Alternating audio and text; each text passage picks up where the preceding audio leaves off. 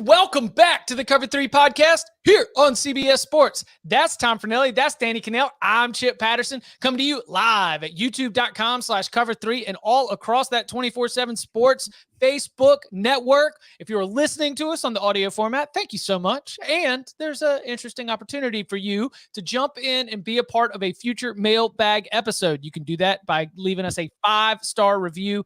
And in that review, put your question. We will add it to the big old bag of mail and tackle it in a future mailbag episodes. We've been knocking them out on Thursdays. We'll probably continue to do that here for the next several weeks before we start to really gear up for the season ahead. And what's coming here in the season ahead? Well, yes, I hear you. Yeah. The win totals are starting to creep out, and the win totals here on the Cover 3 podcast still a couple weeks away, but we will be digging into that soon. But this right now is draft season. Tom Fornelli, Danny Cannell, we've been doing this several years, right? We go through, we draft our quarterbacks, we draft our pass catchers, our wide receivers.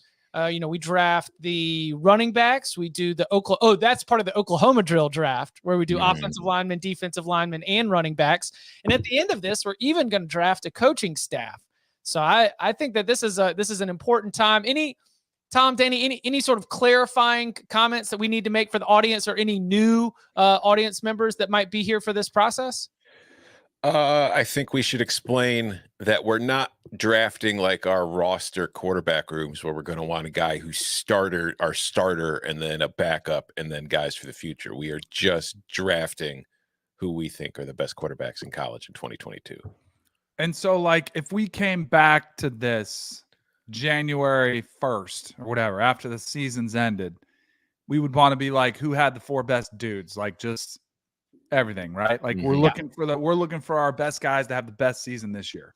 And my thought is that with the current freedom of movement, the transfer portal with the way it is, the one-time transfer waiver, if you get somebody for the future, there's no guarantee that he's even still going to be at that same school moving forward. So, we're just trying to do this same way that college football coaches are. Load up for this year, and we'll figure out the next year later.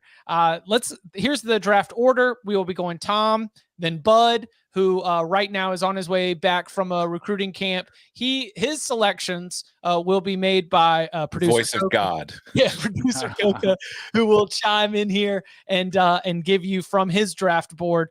Then we got Chip in the 3-hole, Danny at the swing spot at 4. We're doing 4 rounds to put together this room, and let's have some fun talking about the best quarterbacks in all of college football. Tom Fornelli, you're on the clock. First overall pick. First of all, I'm trying to figure out when the last time I had the first pick in any of our drafts was. Well, you lose for alphabetical order. Yeah. And what do we sometimes also use? The Bud normally gets 1 if we do the locks record. Bud's always offering like trades, like he's trying to trade you a 2nd rounder and a 3rd rounder for your 1st rounder. Yeah. Tom, we use best looking for this one. That's how you got the first. Yeah,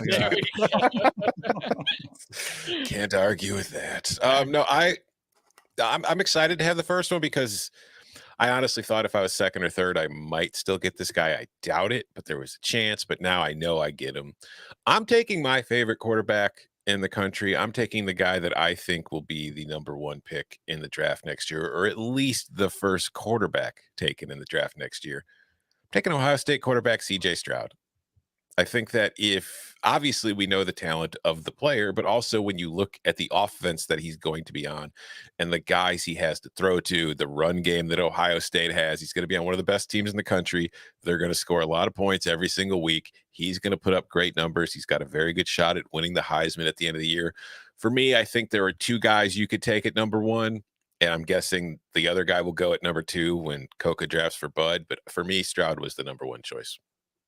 Same for you, Danny? You think CJ Stroud QB1 when we're going into 2022?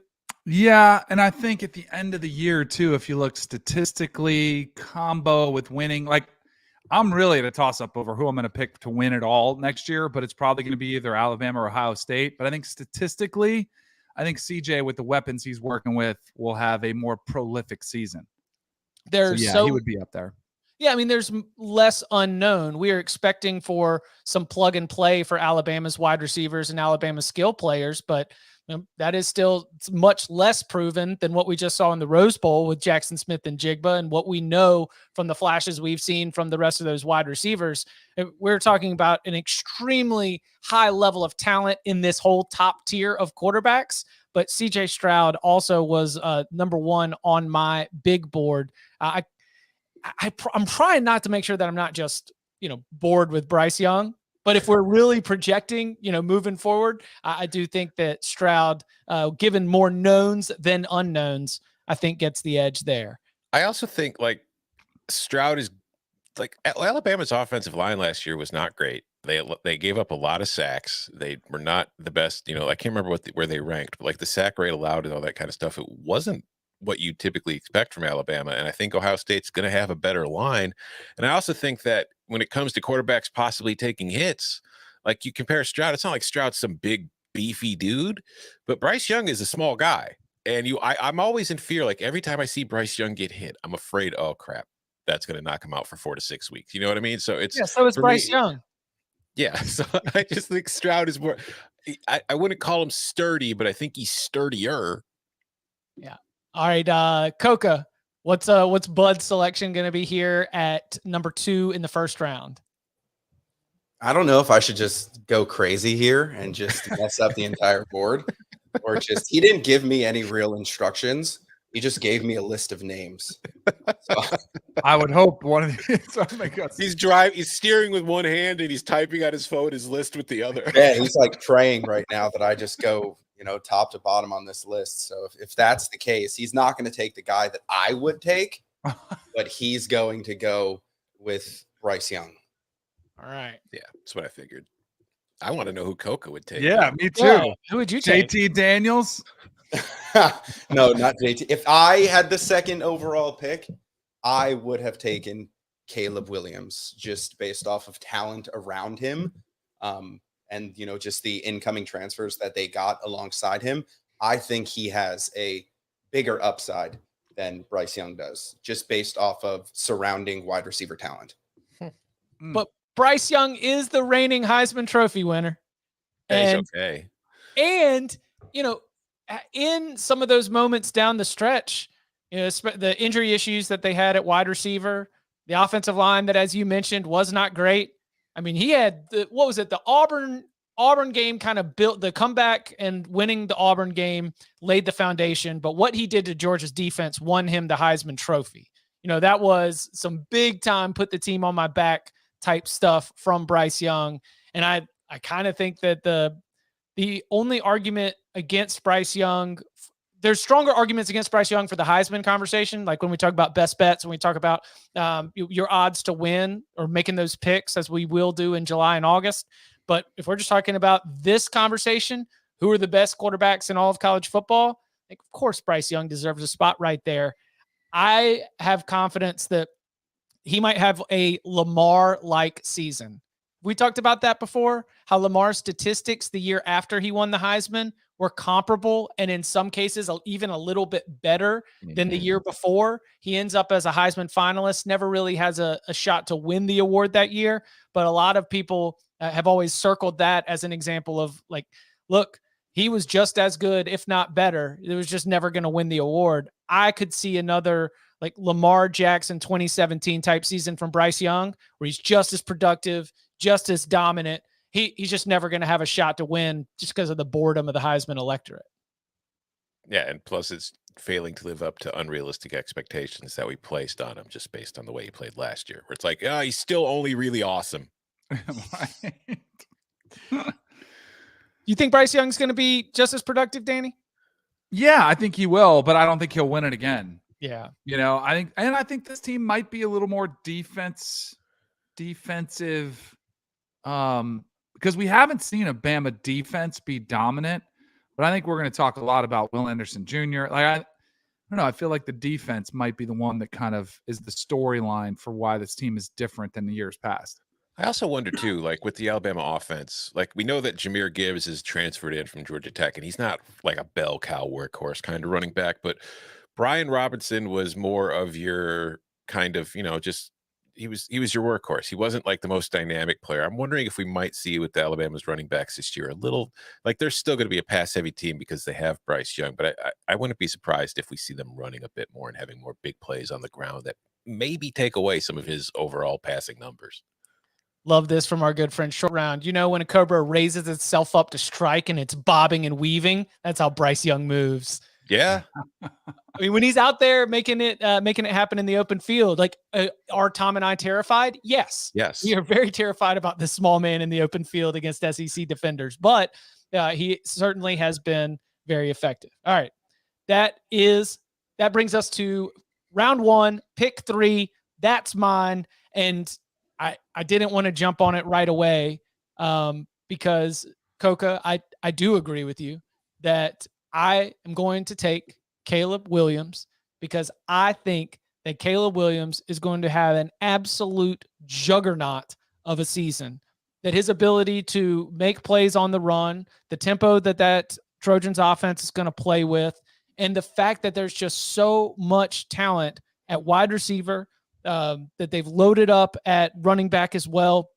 I just think that he is going to have a huge responsibility, one of those total offense type responsibilities that are going to allow him to put up ridiculous numbers. And of course, with the Lincoln Riley USC system, really have a shot to be one of the best quarterbacks in all of college football. Will he win the Heisman Trophy? I don't know. I could probably see him taking a loss, like having Caleb Williams has a clunker in him, right? Is that clunker going to come against Stanford? Is that clunker going to be against a team that otherwise USC is going to be able to find a way to win?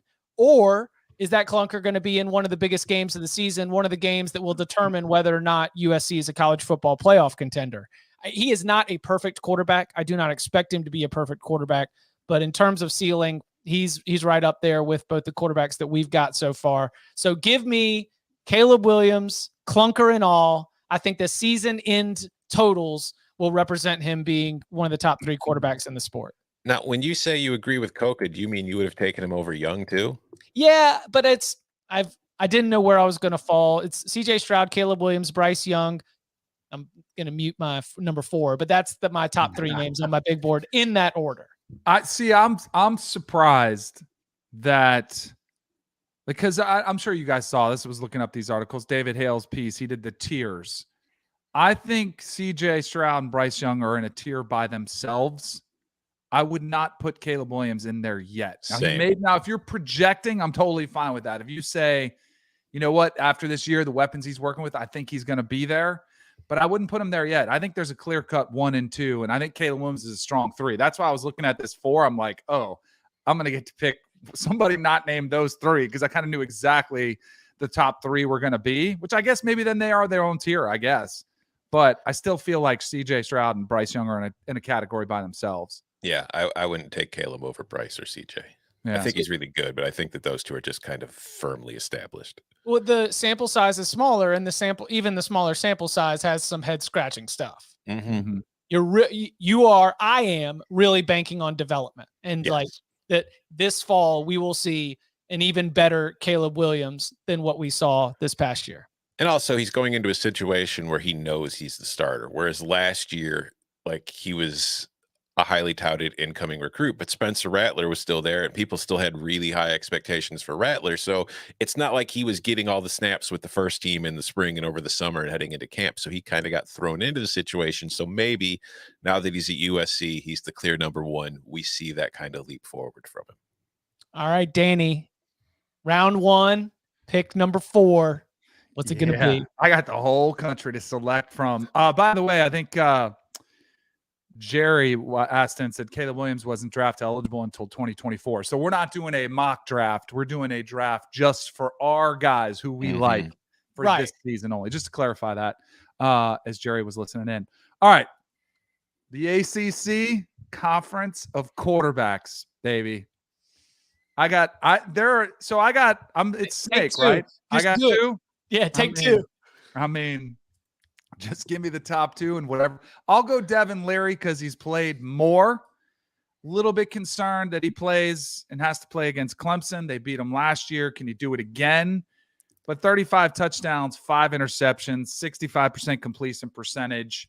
He's played a little bit more football than my 5th overall pick. So I'll go ahead and take Devin Leary as my 4th selection. And then with my 5th selection, I'm starting to buy the high. I liked him a lot. I'll go TBD. Yes. Give me Tyler Van Dyke. Spring game was solid again. Like he built, I think the thing that's crazy, if Manny Diaz would have started in week 1, I think Manny Diaz might still be the coach at Miami, which is kind of crazy. I think he's that good. I think he's what Miami's been missing. Their schedule, the fact that they're not in the Atlantic, they're in the Coastal. I think they could win the division. Their schedule is very manageable. They do have to go to College Station, but other than that, you could see the Miami Hurricanes having a massive year led by their quarterback. I'll take Tyler Van Dyke. I think he's got a chance to be the best quarterback in the ACC. I like Devin Leary because he's a little bit more experienced. I took him above him, but I'm buying into the Miami hype, and I'm going to go ahead and buy the hype on the Miami QB as well. All right, so we are 5 picks into this draft, and I want to read to you guys what the top 5 QBs on my board were. Number 1 was CJ Stroud. Number 2 was Bryce Young. 3 was Caleb Williams. 4 was Devin Leary. 5 was Tyler Van Dyke. Oh, let's go. And that's the exact order that we've had taken so far. I'm sitting there, I'm looking at my board. I'm like, I had them there. I'm like, I think those guys might come back to me in the second round. No way. You got an ACC guy right here. I thought I would get like one of them though. Like I figured there's a couple other names I thought might be higher on other people's boards than mine apparently, but I guess not. So Tyler Van Dyke, what is the Josh Gaddis influence or expectations with Gaddis coming in and taking over that offense? Because the hire of Gaddis, as we mentioned before, is something that we have as a plus value sign on Mario Cristobal, plus value sign on Miami football. So like from a football perspective, based on what we've seen from him in his limited time as an offensive coordinator, where he's been very successful, what do we think that is going to be ahead? Because Tyler Van Dyke also had a very good offensive coordinator last year helping with that offense, who's now the head coach at SMU in Rhett Lashley. Mm-hmm. So what do we think will happen there for TBD? That's probably one of my bigger concerns is learning another system, learning another coach, learning another system, I don't know what they'll do with the terminology. They'll probably make Josh Gaddis learn some of their terminology so that the coach is doing more of the work, but the concepts and the schemes will be clearly Josh Gaddis's, handprints all over this offense. So that actually is a concern of mine for Tyler Van Dyke. I just look at a quarterback who came in, learned this system last year pretty quickly, and just the raw physical skill set. And again, the spring game, he looked like he was strong. And you know what else was strong was their backup. I mean, the offense just looks like it's in really good hands there. So I think I'd be curious to see what Mario does. Does he let Josh Gaddis just have reign, or does he get over there and say, hey, let's run the ball a little more, let's be a little more conservative, and go kind of that Nick Saban philosophy of, let's just play physical, dominate the line of scrimmage. But I think they realize they have somebody special and they want to utilize them. Yeah, that is one kind of concern I have, because we saw how Mario treated Justin Herbert when he was at Oregon. And I feel like I'm scared that we have another Justin Herbert situation where he's got that Ferrari in the garage, but he refuses to do more than the speed limit when he takes it out. And because I think Van Dyke is somebody who he's got good accuracy on the short and intermediate stuff. And I think that what Gaddis did a lot of at Michigan, I think we'll probably still see a lot of that, but I want to see him pushing the ball vertically, because I think he has a very good arm to do that, particularly between the numbers, deep over the middle. He showed a lot. He showed good touch and I think kind of zip on the ball in a lot of those throws last year. So I'm hoping we see some more vertical element to Miami's passing attack. But I think last year we didn't see as much of it simply because they didn't really have the personnel for it. So I don't know. It's going to be interesting to watch. Tyler Van Dyke will get early in the season and a very, very tough challenge for that entire offense as they go up against Texas A&M and that Texas A&M defense. It'll show us a lot about some of these questions that we've got in terms of, how this Miami offense will run under new leadership, both at the coordinator and head coaching level, but with the reigning ACC Offensive Rookie of the Year at quarterback. So you mentioned that your top 5 has been exactly in order. And I will say that out of the 5, it is 5 of the top 7 on my board. So we're obviously very much in agreement on what this top tier is. But as I look at my second round pick, I'm going to find myself again. Like, I'm not even going a small sample size here. I don't have much for sample size at all. I've got nothing but hype, potential, and beautiful, beautiful hair. Just a flow unlike anything else. All gas, no brakes. Give me Quinn Ewers as my second round pick. I had him number 4 on my board, and 100% I realize that I am setting myself up to have my heart broken if for whatever reason they announce Hudson Card as the starting quarterback for the start of the season, with Ewers maybe as the break glass in case of emergency type quarterback for later. Who knows? But I think that, especially with the way that offense is set up, the way that they've got Worthy on one side, Isaiah Neyor on the other, it does seem like this is a Texas offense that, with Ewers at the helm, could really be explosive. In my 100-day countdown, we had to make some bold predictions, and one of my bold predictions was that Quinn Ewers would win the Heisman Trophy. I would not bet that, but we had to make some bold predictions. And if you were looking for somebody a little bit further down the board who I think could be a part of that, he doesn't even need to have Texas competing for a national championship.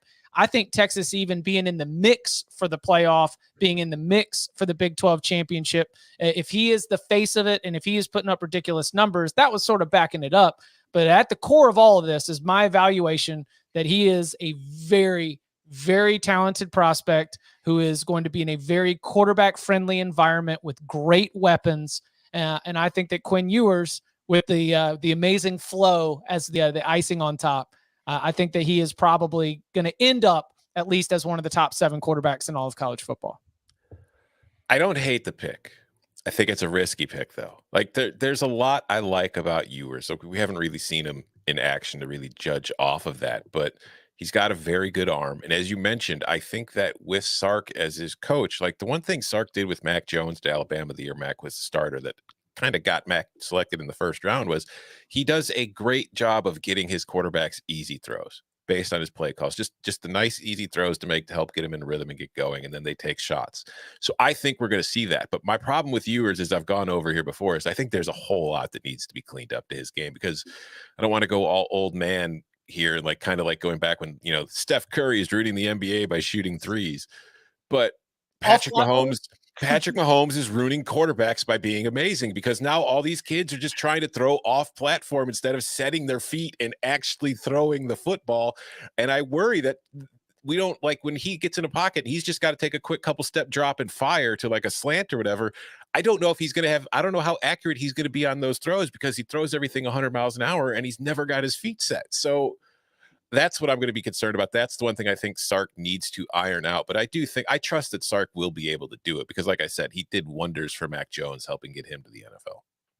I totally agree with you on the footwork. And I get people, a lot of times people send me videos of their, high school kid or something, watch this kid on, or seeing some of the Elite 11 highlights that come out. Every kid's like, trying no look passes, just flip it sideways over here.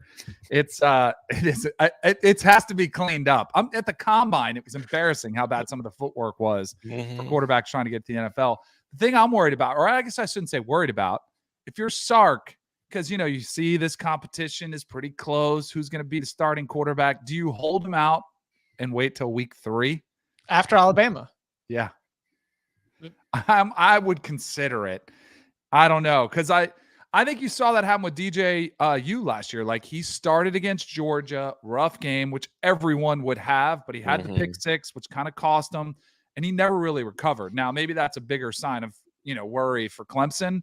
Like, if you're a stud, like, you don't worry about one bad game, but I do worry about that for young quarterbacks getting shellacked and just shell-shocked from a team like Alabama. So I'm curious to see what Sark does with that.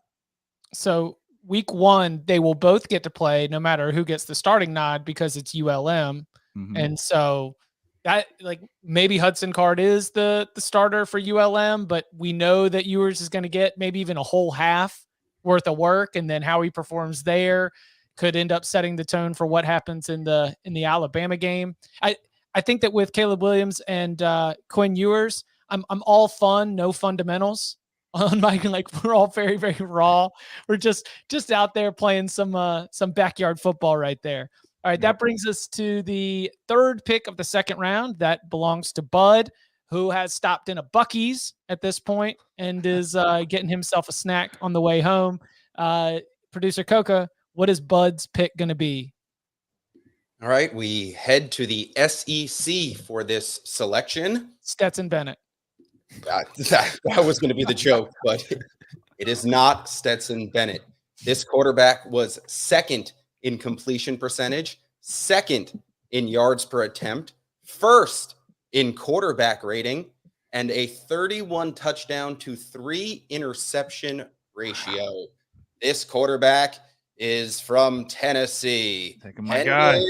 Hooker. Yes. Aggressive. I like it. You know, I had him in the Heisman draft as a long shot. I think it's a solid pick. I thought he would be down. I thought he would drop possibly to me. But good on Bud for scooping him up. No, that's a good pick. I like it. I think that he's in the right kind of offense too, because I think Josh Heupel has always done a good job of, like, if we're going to grade this at the end of the year just based on the numbers that these guys put up, I feel like that's a very solid second round pick for Bud, because he's going to put up numbers in that offense. I don't know how good, we talked about this last week, I don't know how good Tennessee is going to be. Tennessee might still be a 7-5 team, a 6-6 team, but they're going to score a whole lot of points and he's going to be responsible for a lot of it. So I think that's a solid second round pick. I think Hendon Hooker is enough of a game changer that it might be a 7-5 team, but if he's healthy and he plays the entire season, I tell you what they won't be, it's 5-7. Like, he is good enough that I think that he raises the floor, and it's so tough to raise the ceiling when you're playing in the SEC with Tennessee's schedule. That's always going to include Alabama. But I do think that, let's see, I had him 1, 2, 3, 4, 5, 6, 7. I had him 8th, tied for 8th on my big board right now. So this is definitely a fair point for Hendon Hooker to land. All right, Tom, back to you. All right. Well, the 6 and 7 guys are still on my board. So that's who I'm going to take with my second pick, the 8th pick of the draft. I'm taking the guy who replaced the 3rd pick at Oklahoma, who used to play for the guy coaching the 7th pick now at Tennessee. I'm taking Dillon Gabriel, who I think is going to step into Oklahoma. And I think the offense is going to look a little different. Like, I wouldn't be surprised, not exactly the same, but it might look more like the year with Jalen Hurts than it did with Caleb Williams or Kyler Murray and Baker Mayfield, because I think that Dillon Gabriel is tremendously accurate on short throws, and he's got great accuracy deep when he's throwing down the left. To the right downfield, not so much. He is a lefty, so when he comes across body, it's not really there. But I do think that he's still going to be in a very good offense, an explosive offense, one of the better offenses in the Big 12. Now, it does remain to be seen how that offense is going to look with, a defensive coach running things and being in charge. Maybe they suddenly decide to get more conservative, considering Oklahoma's history. I doubt it. So I think he's going to still put up big numbers. I really think this is a solid pick there. And then for my first pick of the 3rd round, I'm taking a guy who is going to put up numbers. He comes from the conference of quarterbacks. He plays for a team that is always overlooked. I'm taking Sam Hartman. Woo! I mean, if you look at what he did last year, like, he put up numbers, and this is a team that defensively is not great. And Wake Forest, because of that, finds itself in a whole lot of shootout-y type games in which they look for Sam Hartman to kind of bail them out. And he's similar to Gabriel in that he's much more accurate on shorter throws, and you really can't, but Gabriel, I think, is better downfield, and Hartman's not really the kind of guy you want chucking the ball, 20 yards downfield for deep threats. But that's really not what Wake Forest tries to do anyway. So I think when you combine his ability with his legs, where I wouldn't call him a scrambler, but he's mobile enough to hurt you, I think that I've got 2 solid picks here.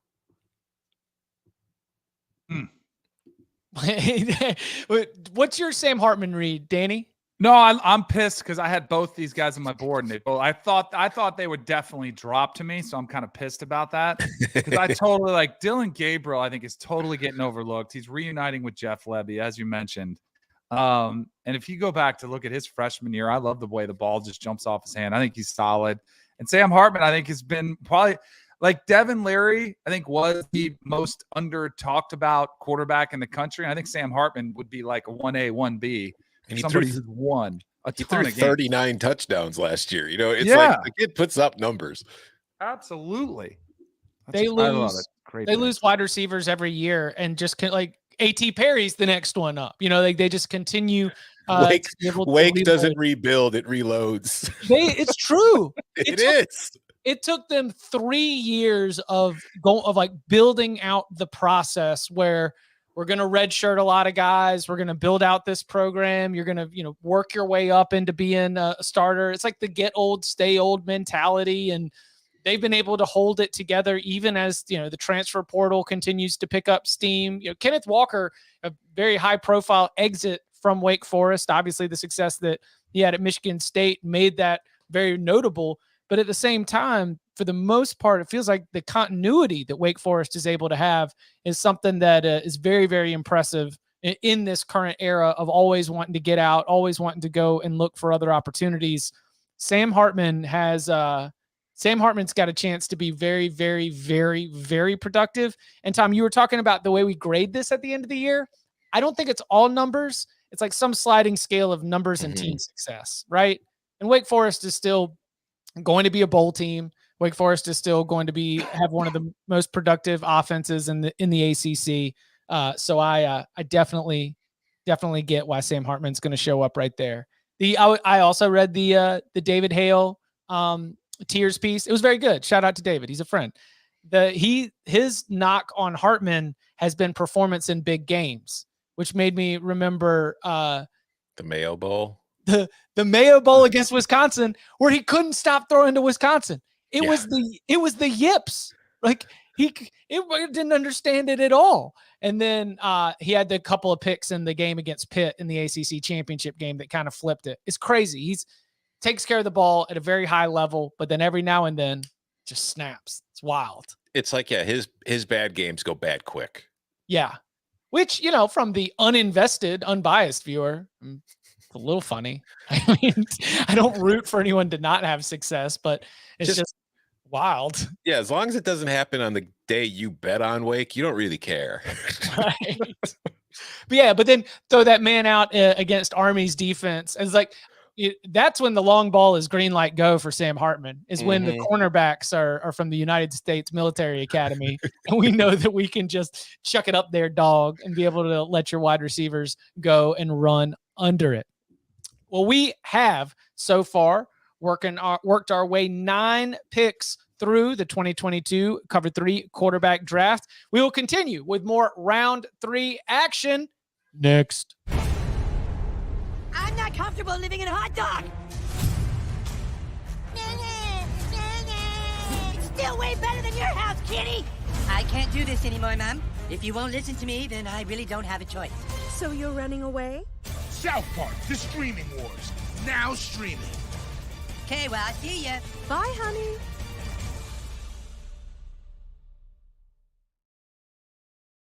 Cute. Exclusively on Paramount Plus.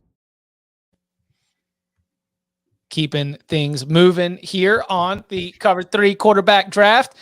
So far, if you are watching along on youtube.com/cover3 or on the 24/7 Sports Facebook page, you can see it right there on your screen. Tom has selected CJ Stroud in the first round, Dylan Gabriel from Oklahoma in the second, Sam Hartman from Wake Forest in the third. Bud, who is picking from the highway right now, via producer Coca, has Bryce Young in the first, Hendon Hooker from Tennessee in the second. He is on the clock. I have selected Caleb Williams from USC in the first, Quinn Ewers from Texas in the second, and Danny has the ACC boys with Devin Leary from NC State in the first, Tyler Van Dyke in the second. So, Coca, who is Bud selecting with his third round pick? All right, to make this pick, I just ripped 4 shots of tequila, ate the worm, and 5s are starting to look like 10s.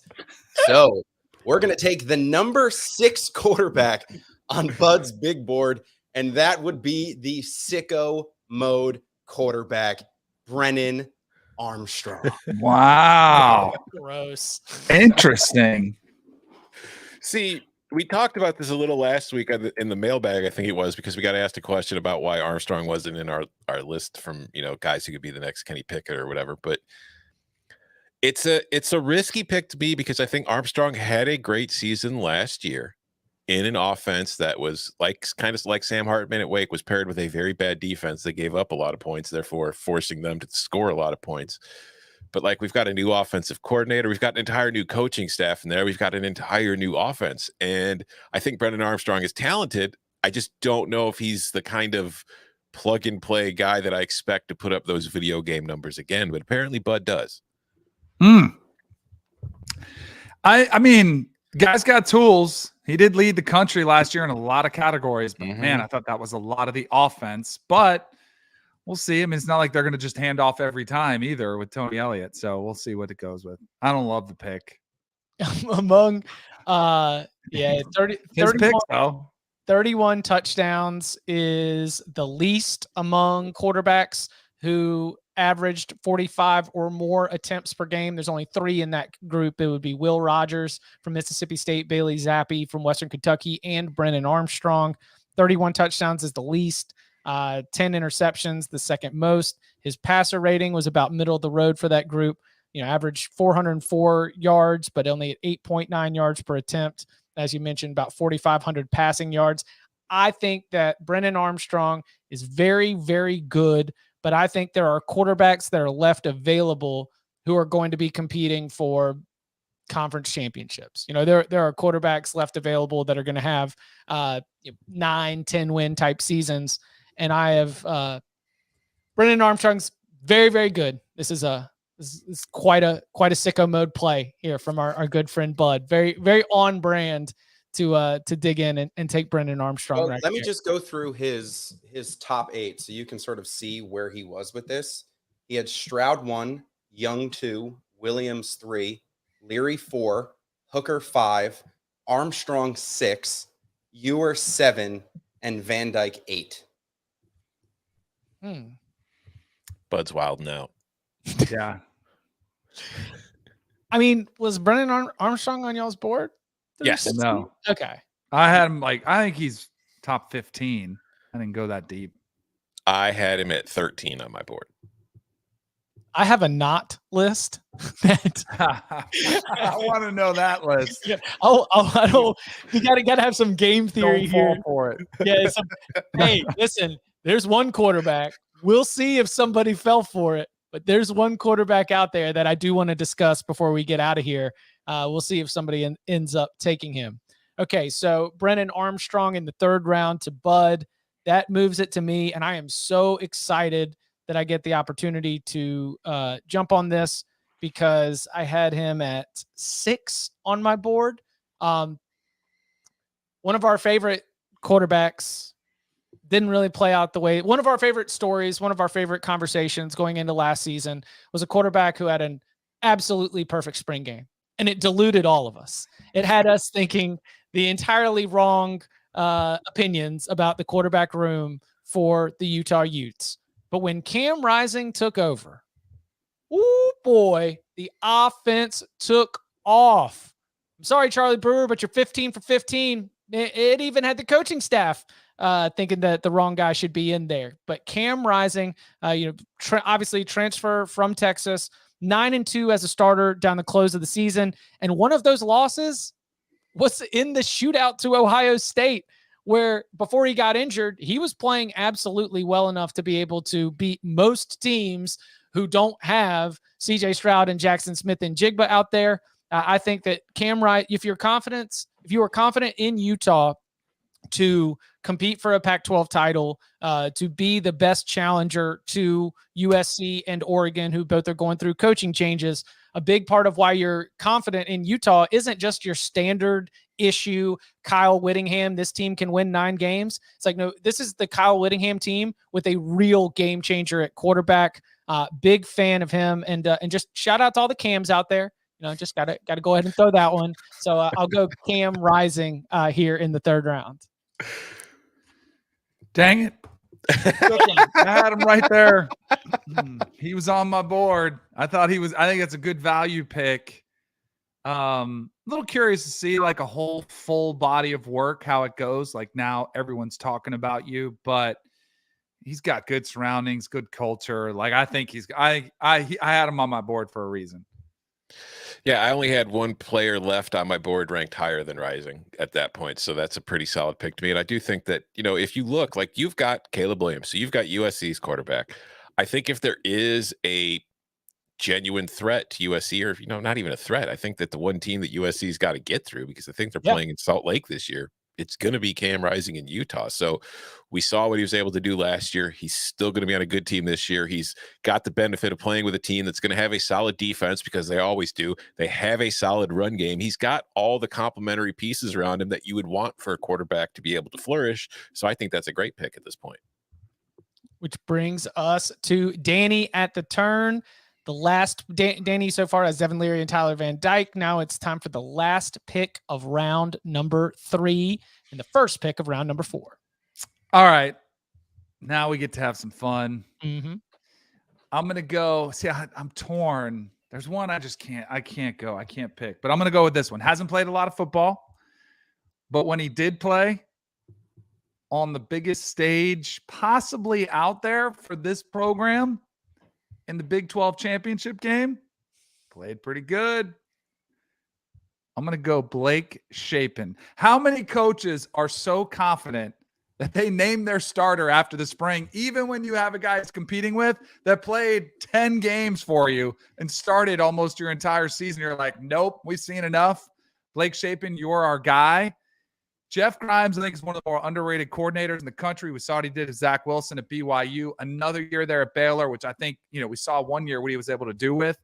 Now he's got a quarterback who had 3 touchdowns in that Big 12 championship. 2 before that. He was perfect on the year. 5 touchdowns, 0 interceptions. Not a whole lot of work there. So I'll tell you the options I was going with when we're done with the whole draft. But I'm going to go ahead and take Blake Shapen. I was a little bit worried about Baylor's win total. It's at 8, I see. 8-ish. I need him to have that's still one of the top 3 or 4 teams. In the Big 12. So like things shake out, they could still, get a couple games go their way. So I'm going to go Blake Shapen. My pick right there. It is a small sample size. So there's some mystery there. But what I like about Blake Shapen is I'm looking at the numbers here, breaking it down. On passes of at least 11 air yards. So, past what would be on a 1st and 10, past the first down marker. 14 to 21. You don't see, again, that's a small sample size because he didn't play a lot, but you don't see a lot of quarterbacks at the college level who are completing 2/3 of their passes more than 10 yards down the field, because with like the RPO offenses that we've seen, there's so many kind of short, quick passes and then deep shots. And he seems to be pretty consistent pushing the ball down the field to receivers and getting the ball there in time, beating defenders. So I do think that when you look at numbers like that, if he's able to, he's not going to do 67% all season if he's a starter all year, but if he's able to keep like that kind of 55 to 60%, he's going to have a huge season. All right. Keep it rolling back to back. Yeah. I kind of have a question, but I have a feeling you guys are going to crush me for it. Then ask it. And ask it. I'm going back to the conference of quarterbacks. Right. I want a Clemson quarterback. Oh, you cannot say Clemson QB. No. You have to declare which one of these. I wouldn't hate on Cade. Clemson quarterback is what I want. I want Clemson quarterback in there. I can't do it. No. You got to pick one of them. I'm going to say Bud had a sicko pick. I'll go ahead with one as well. I'll go ahead and take Cade Klubnik, the younger guy that's pressuring DJU. I really feel like DJ would have been benched last year had they had an option. I think they have a viable option now. When this plays out, though, is there a game on their schedule where you could see there's our opportunity, or are you just going to hand the reins to Click? That's the one thing. Dabo is loyal. I could see DJU coming out fine against Georgia Tech, Furman, Louisiana Tech, and Wake, maybe. I just look for that game where you would make that switch. I'll go ahead and take Cade Klubnik. I'll stick by it in the hopes that at the end of the season, because I think the offensive line is going to be better. I think they found their back in Shipley. I just think there's a little freshness around their defense. Still going to be good. They're still going to be playing for the ACC championship probably. So I'll take Cade Klubnik. So the point in the schedule where it could get dicey is this 2-week run, because NC State, who beat them last year, is going to Death Valley on October 1st. NC State, we think, is going to be very good. That will be a challenging game, one to prepare for. Even if Clemson were to win the game, by a respectable score, it's not going to be easy. Like that, there's just no way that is going up against that NC State defense with all the experience back. If everybody's healthy, any quarterback is going to have a little bit of trouble. But then the very next week, they go up to Chestnut Hill. Oh, Chestnut Hill, it's so tough. Sometimes you got to generate your own juice. But what if the juice that they're bringing in is extra? Because you know what Boston College has already announced? That October 8th, when Clemson comes to town, red bandana. Oh, yeah. Boy. So Clemson's got to beat NC State, which beat them last year, then go play the red bandana game. And Boston College, by the way, has 2 losses to Clemson, each of them by 6 points.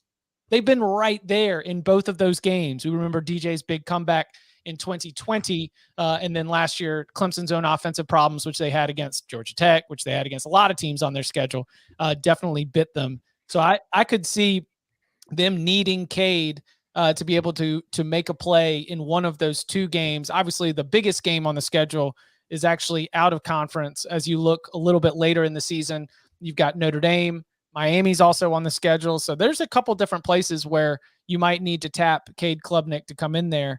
But I'm curious to see how Clemson's offense, Brandon Streeter has been in the program, and I'm not expecting major changes philosophically, but you also have a Clemson team that could probably win the ACC just riding its defense. Like Clemson could just have a bunch of game management, which keeps DJ in the starting lineup as long as he doesn't screw it up, handing the ball off, making the easy throws, a lot of punting from plus territory, field position type stuff. Just let the defense go out there and win it. It's how Clemson looks is going to be something that's going to be fascinating to keep an eye on for sure. So Cade Klubnik for Danny in the 4th round, which brings it back to me. And I have to stick in the conference of quarterbacks. Wow. Because I'm going to take DJ. No, I'm just kidding. That would be good. So a highly rated quarterback on my board. And by the way, it was mentioned in the chat, is this an inside joke? Like, no, the ACC has a lot of really, really good quarterbacks. Like, 5 of our 13 picks have been ACC quarterbacks. Give me Malik Cunningham from Louisville. 6 of our 14, you SOB. That was the top guy left on my board. That was the guy I had above Cam Rising, who I thought I was going to be able to get with the last pick. I don't see how I don't see. I accidentally deleted a bunch of stuff in the doc. Okay, there we go. Malik Cunningham has been one of the reasons why Louisville, even in some of its losses, has been competitive. He has been the entire offense. He's been their best rushing option. He's clearly been the engine for moving the ball down the field vertically.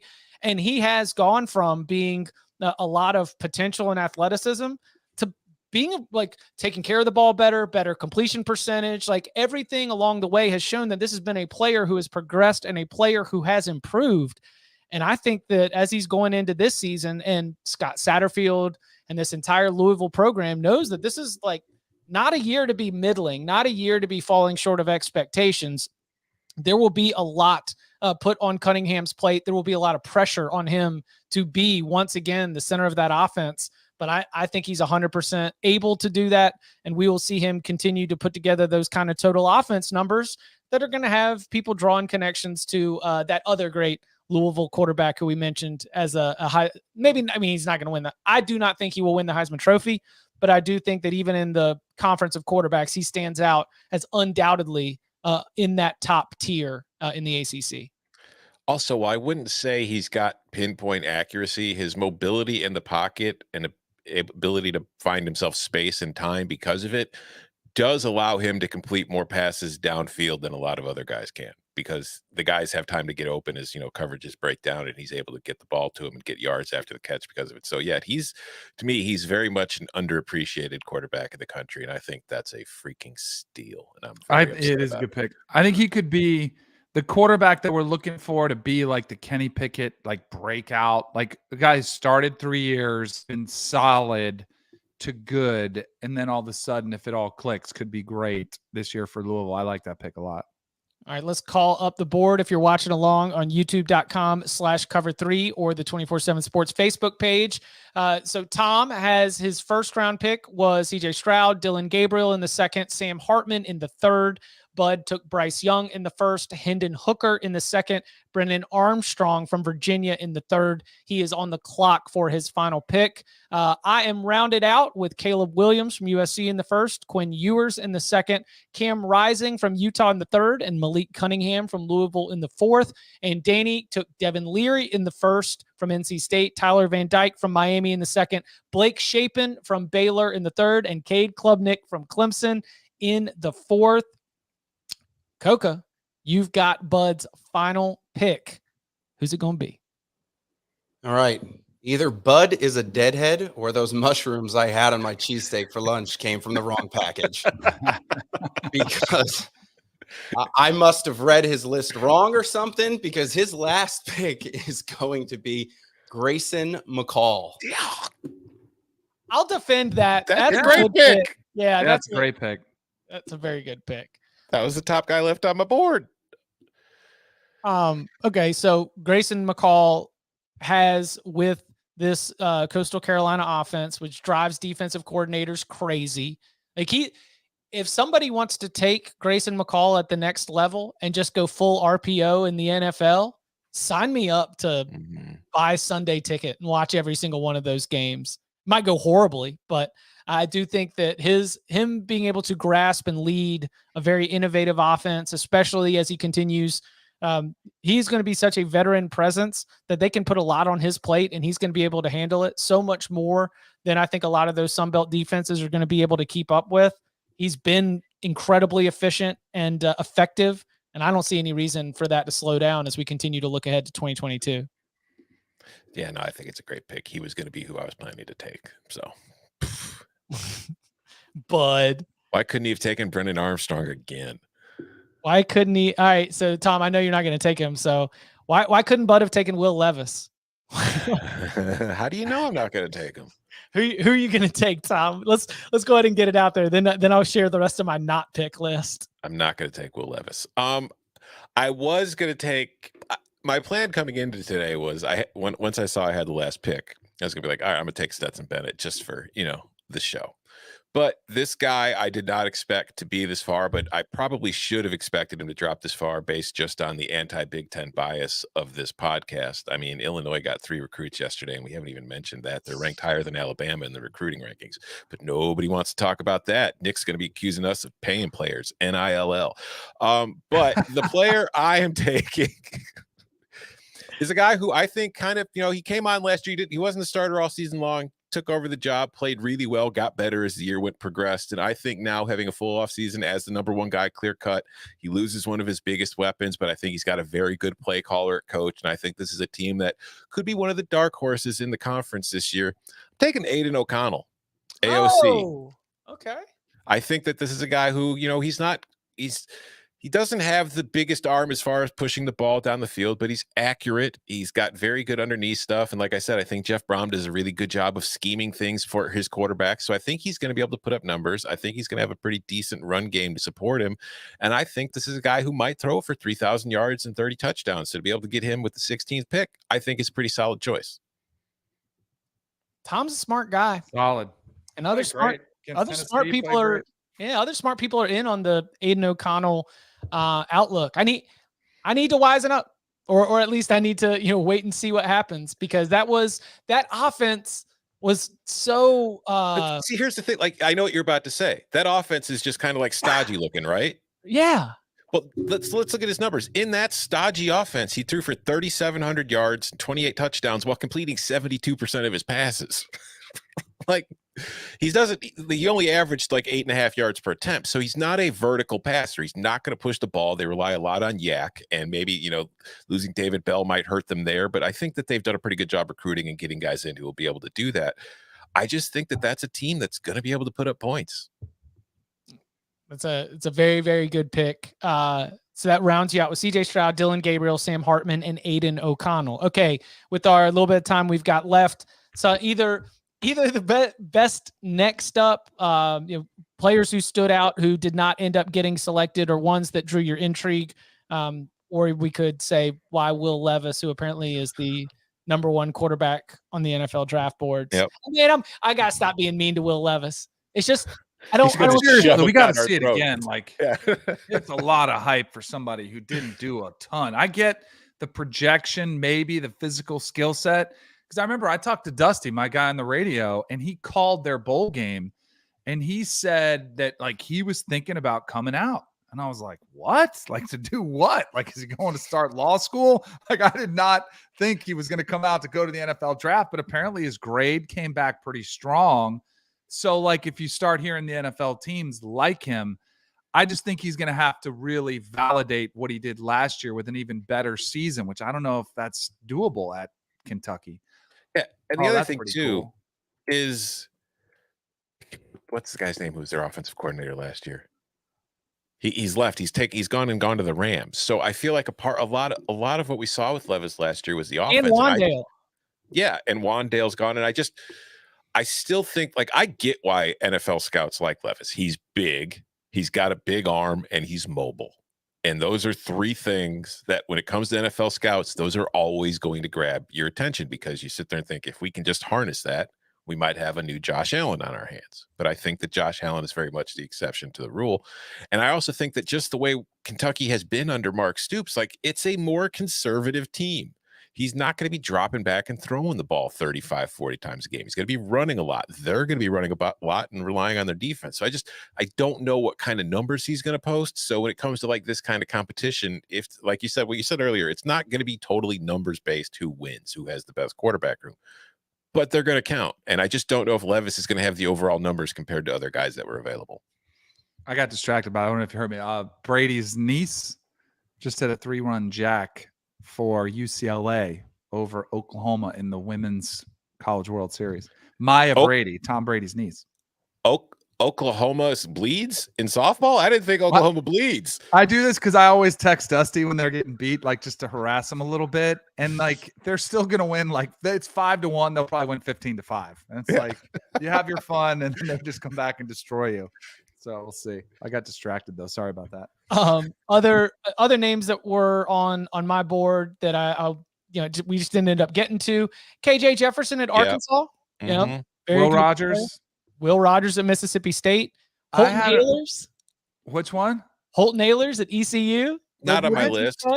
I almost pulled the trigger on Spencer Sanders, because when I was looking at the Big 12 situation, he's another guy I think could be like a Malik Cunningham. He's been good, not great. He's started a lot of games. He's won a lot of games. Oklahoma State is in the hunt for the Big 12 championship. I've seen a little bit too much inconsistency, but if he puts it together, Gundy's good with QBs, I could see him having a kind of a breakout season. Did any of you have Spencer Rattler on your boards? He was on my no board. And that's not because I don't think he's good. We got to wait. We've got to wait to see it, right? I mean, it's the pitch, the optimistic pitch I think I gave on here earlier is Spencer Rattler played his best football when Shane Beamer was on the offensive staff at Oklahoma.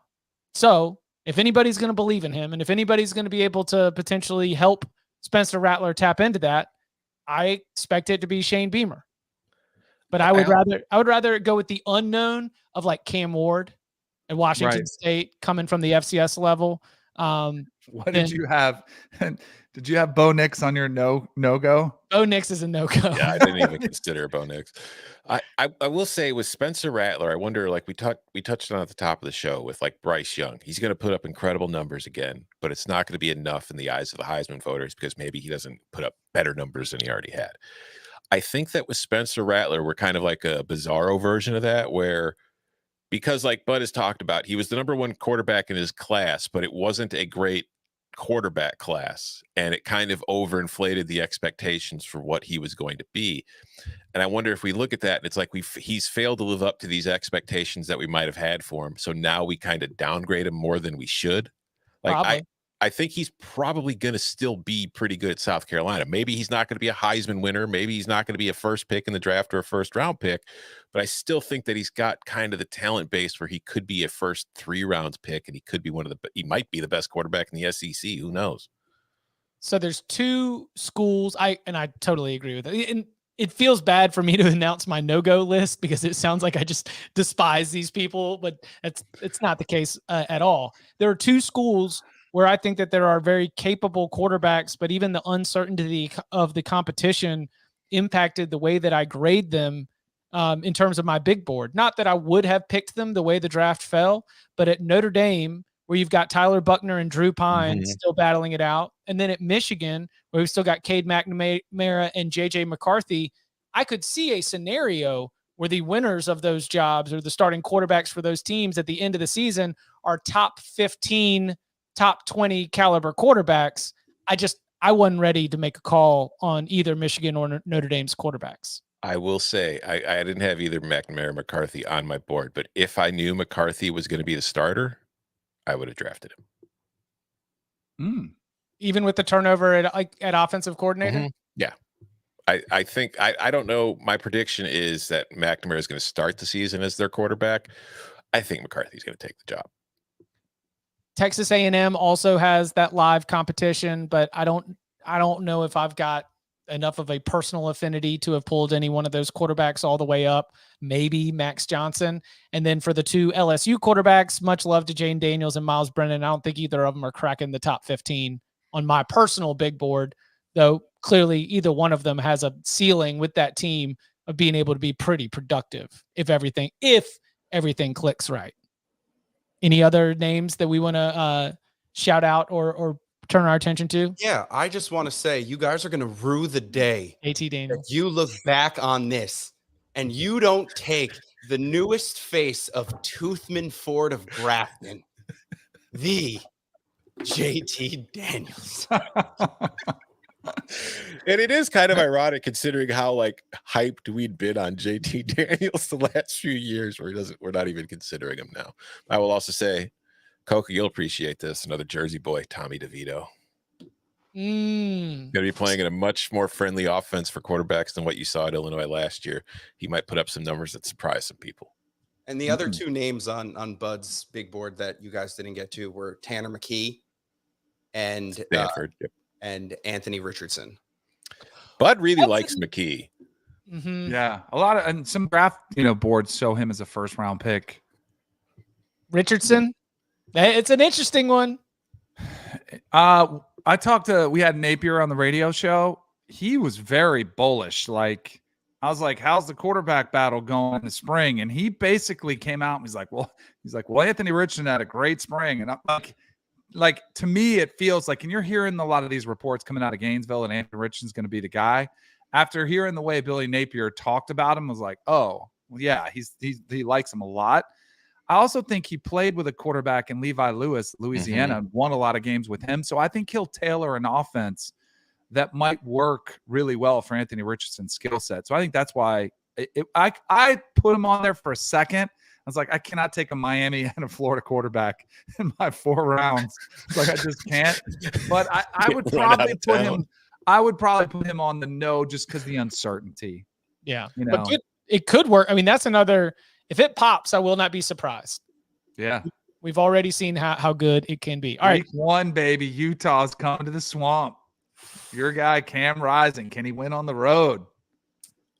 To review one last time, Tom got CJ Stroud in the 1st, Dylan Gabriel in the 2nd, Sam Hartman in 3rd, Purdue's Aiden O'Connell in the 4th round. Bud took Bryce Young, Hendon Hooker, Brennan Armstrong, and Grayson McCall.